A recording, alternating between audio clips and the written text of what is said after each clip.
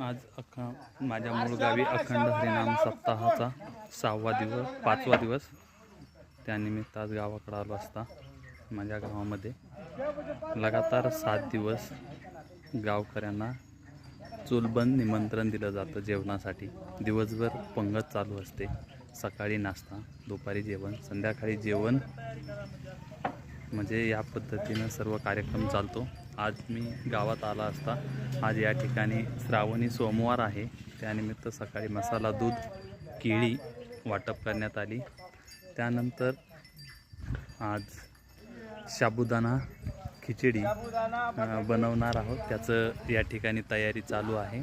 तुम्हाला मी डिटेलमध्ये आमच्या गावचा जो सप्ताह असतो तो दाखवतो। माझ्या पाठीमागं माझ्या गावातल्या ग्रामदेवतेचं मंदिर आहे नांदूबाई म्हणून।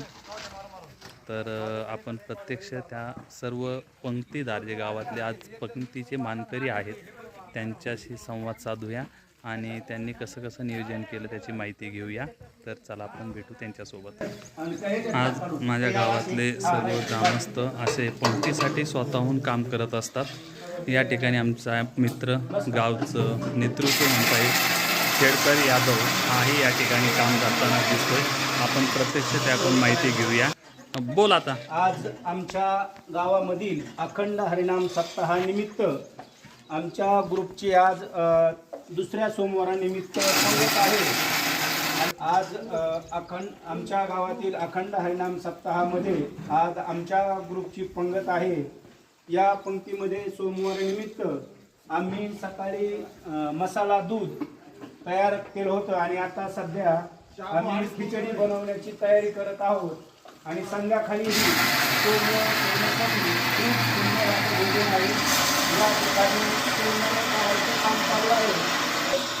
जी काही आमची वयस्कर मंडळी आहे ती बटाटे सोडायचं काम करत आहे आणि सर्व आमच्या ग्रुपवरील मंडळी बनवण्याची घराने सर्व मंडळी काम करत आहे। आणि आज आमच्या या सप्ताहामधील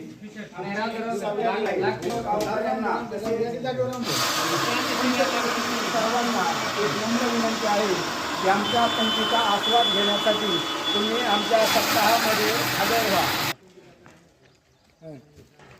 आमच्या गावातील सप्ताहानिमित्त आज 6व्या दिवसाची पंगत आमच्या ग्रुपला मिळाली।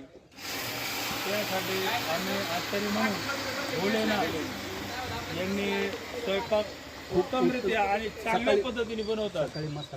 सकाळी मसाला दूध, आता शाबू खिचडी अशा पद्धतीचे आयटम आम्ही